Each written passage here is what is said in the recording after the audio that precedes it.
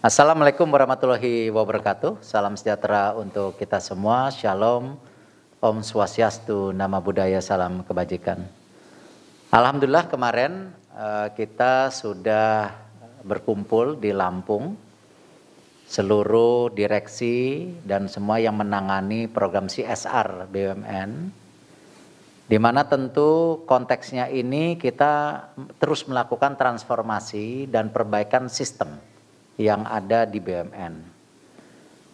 Waktu itu kita awali bagaimana perbaikan di Forum Human Capital BUMN. Forum Human Capital BUMN sekarang itu benar-benar kita pakai untuk bersama-sama Kementerian BUMN dalam memperbaiki daripada tentu kapabilitas dan pengertian bagaimana menjadi keluarga besar di BUMN. Jadi di Forum Human Capital itu kita melakukan training classroom buat komisaris, buat direksi dan lain-lainnya. Nah, hal ini penting kenapa? Jangan sampai tadi dalam transformasi BUMN sendiri human capitalnya tidak terjadi. Kami terus berlanjut memperbaiki juga forum Humas BUMN yang nanti juga akan kita sinergikan dengan marketing, Markom. Kenapa juga forum Humas BUMN diperbaiki? Karena penting sekali kita mempunyai forum Humas yang mengerti bagaimana menyampaikan daripada yang terjadi di masing-masing perusahaan BUMN tersebut. Seperti apa? Perubahan bisnis modelnya, brand positionnya, dan juga transparansi daripada tentu kebijakan-kebijakan yang harus disampaikan kepada publik. Setelah itu baru kita bicara perbaikan daripada CSR-nya. Atau kata lain forum TJSL. Nah, forum TJSL sendiri atau CSR ini kita sekarang ingin fokus hanya di 3 bidang, yaitu salah satunya pendidikan, lingkungan hidup, dan juga yang namanya pendampingan UMKM. Kenapa kita fokuskan di 3 bidang ini? Tidak lain melihat situasi nyata yang terjadi di Indonesia dan juga bagaimana kontribusi yang bisa berkesinambungan ke masyarakat. Kita tahu sekarang mayoritas penduduk Indonesia itu banyak anak muda. Nah, karena itu dalam pendidikan ini adalah bagaimana kita mendorong mengupgrading atau memberikan hal-hal yang positif di hal pendidikan seperti tentu beasiswa kepada anak muda Indonesia. Dan ini tentu kita sinergikan juga dengan program yang sudah ada hari ini LPDP. Jadi kita kalau LPDP berapa ribu ya kita ikutan nanti.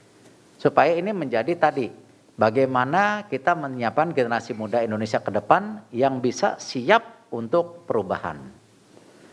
Lingkungan hidup juga sama. Kita lihat bagaimana di lingkungan hidup ini penting. Kita mulai menjaga yang namanya kelestarian daripada alam kita.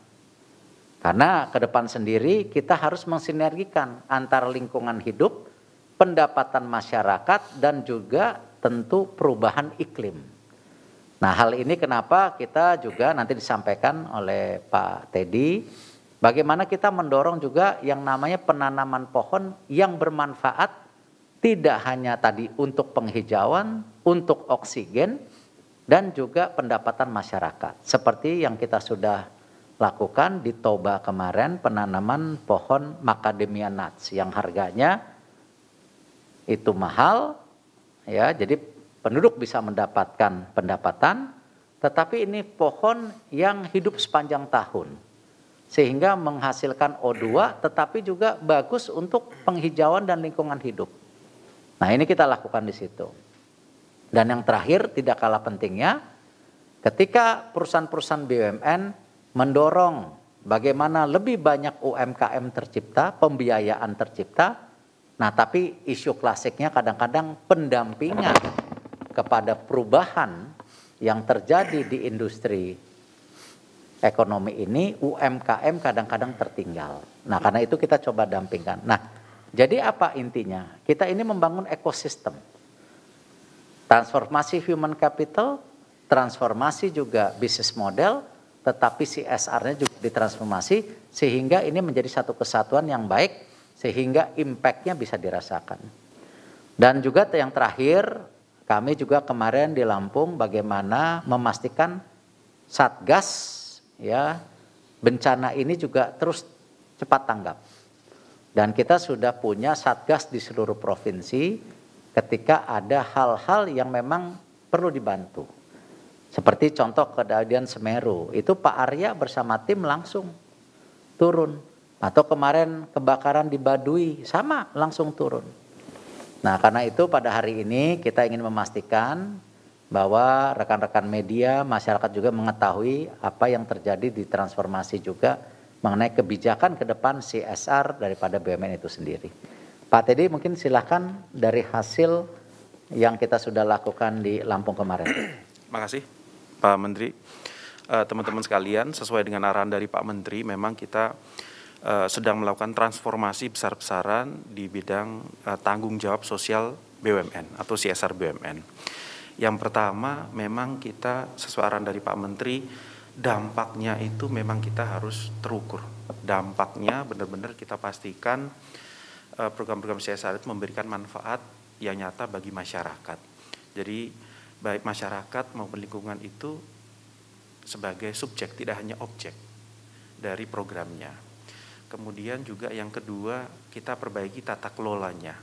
Tata kelola baik di kementerian terkait dengan governance, dengan peraturan-peraturan terkait dengan TJSL, tanggung jawab sosial lingkungan, juga di BUMN. Kita dorong terus dari perusahaan BUMN kita itu untuk penguatan dari struktur unit dari CSR-nya. Yang ketiga, teknologi juga kita terus tingkatkan, digitalisasi untuk program-program CSR. Kemudian juga kolaborasi baik eksternal dengan pihak eksternal yang memiliki aspirasi yang sama untuk program-program CSR ke masyarakat, dan juga kolaborasi secara internal di BUMN. Dan yang terakhir tentunya kita pengen seluruh karyawan BUMN itu juga engage melakukan kegiatan-kegiatan CSR. Jadi kita terus dorong untuk employee volunteer program. Nah, seperti yang disampaikan Pak Menteri, yang telah kita lakukan di Lampung, ini tidak hanya diskusi, tapi benar-benar kita komitmen nyata dari 12 klaster BUMN, plus 1 dari Dana Reksa PPA, yaitu untuk pendidikan misalnya, untuk beasiswa pendidikan, untuk 7.700 mahasiswa. Kemudian terkait dengan lingkungan, kita akan melakukan penanaman pohon, sesuai dengan instruksi dari Pak Menteri, 1 juta pohon. Dan juga yang terakhir, pendampingan bagi digitalisasi untuk UKM untuk go digital. Demikian dari saya, Pak. Terima kasih.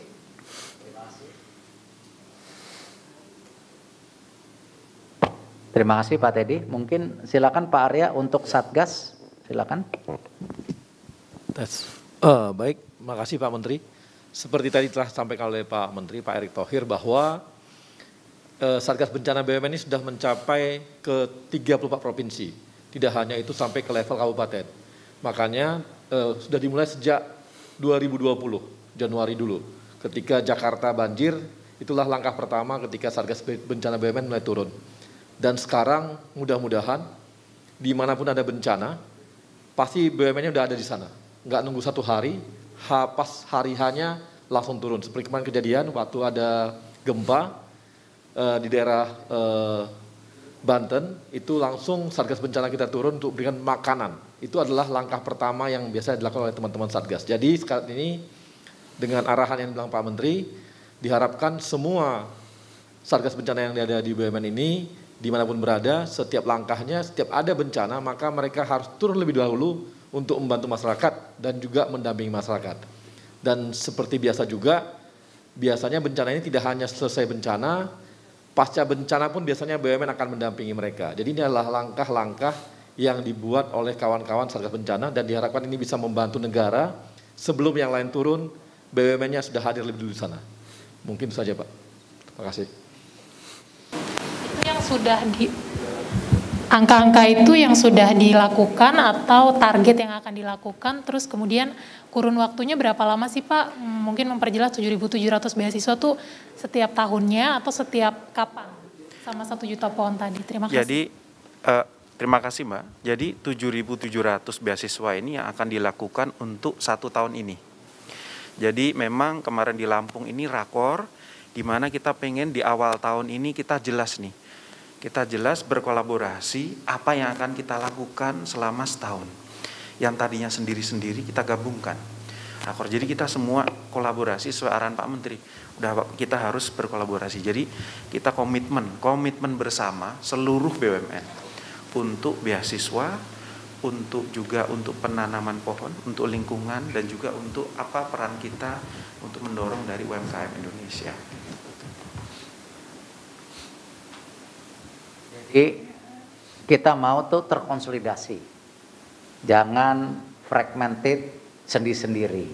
Sama, ketika kita mentransformasi daripada Forum Human Capital kan kita pengen ada tadi perbaikan di seluruh ini, tidak hanya pendidikan komisaris, pendidikan untuk CEO, CFO dan kebutuhan lainnya, leadership, tetapi kita juga tekan bagaimana keberpihakan kepada kepemimpinan muda dan perempuan dan ditargetkan. Nah itu sudah terjadi.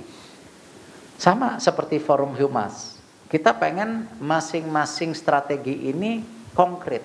Contoh, saya suka bicara ekosistem BRI adalah untuk mendorong tadi bagaimana pembiayaan di desa-desa untuk UMKM-nya. Nah fokus ke situ. Bank Mandiri lebih kepada urban, perkotaan. Nah jadi tentu UMKM-nya pun yang lebih cocok ke perkotaan. BNI seperti itu, Pelindo. Nah ini kita mappingkan semua. Jadi jangan sampai tadi pendapatan yang didapatkan BUMN sehingga kita menargetkan profit juga yang baik, ini tidak terjadi keseimbangan. Karena kita penting sekali bahwa perusahaan milik negara ini dikelola secara profesional. Nah lalu apa hubungan sama CSR? Sama, CSR itu kan bagian dari kepedulian BUMN untuk program di masyarakat. Nah daripada ini juga tercecer terpisah-pisah, kita coba lakukan konsolidasi. Sama seperti kemarin dengan penandatangan kita dengan Basnas, zakat. Zakat BUMN yang tadinya terpisah-pisah pun kita sekarang konsolidasi. Kita bekerja sama dengan Basnas sesuai dengan undang-undang. Tapi mirip dengan CSR, kita sudah meminta Basnas bahwa dana-dana zakat ini bisa nggak diprioritaskan juga untuk pendidikan. Untuk siapa? Nah, berbeda dengan CSR. Kalau CSR tadi kan untuk mahasiswa. Tetapi kalau Basnas untuk anak-anak yang pintar tapi tidak mampu di desa-desa. Nah supaya apa? Ada keseimbangan juga pendidikan, tidak hanya masyarakat yang di perkotaan, tapi yang di desa-desa. Kadang-kadang generasi muda di desa-desa, dia punya kemampuan, tapi tidak punya biaya untuk sekolah di kota-kota besar. Nah ini kita dorong tadi programnya. Jadi sehingga ini rapih. Sama seperti Satgas, kalau masing-masing datang ke Semeru, tidak terkonsolidasi, akhirnya apa? Nanti akhirnya semua ngirim makanan. Padahal makanan itu banyak yang busuk dalam waktu beberapa jam. Ada juga makanan paket yang bisa tahan berapa lama. Tapi udah kebanyakan. Yang diperlukan sebenarnya pembangunan rumah misalnya. Nah tapi karena ini tidak terkonsolidasi, akhirnya banyak yang barang-barang yang tidak bermanfaat dikirimkan. Nah, itulah contoh kemarin setelah konsolidasi Satgas, kita bisa lihat di Semeru, kita rapih. Kita buka yang namanya lahan untuk rumah, kita buka dapur umum, kita juga bantu pendidikan daripada tadi anak-anak yang merasa trauma terhadap kejadian. Nah, kita lakukan ini. Karena saya berprinsip begini, berapapun dana yang dipergunakan BUMN kita harus pertanggungjawabkan. Good corporate governance harus terjadi.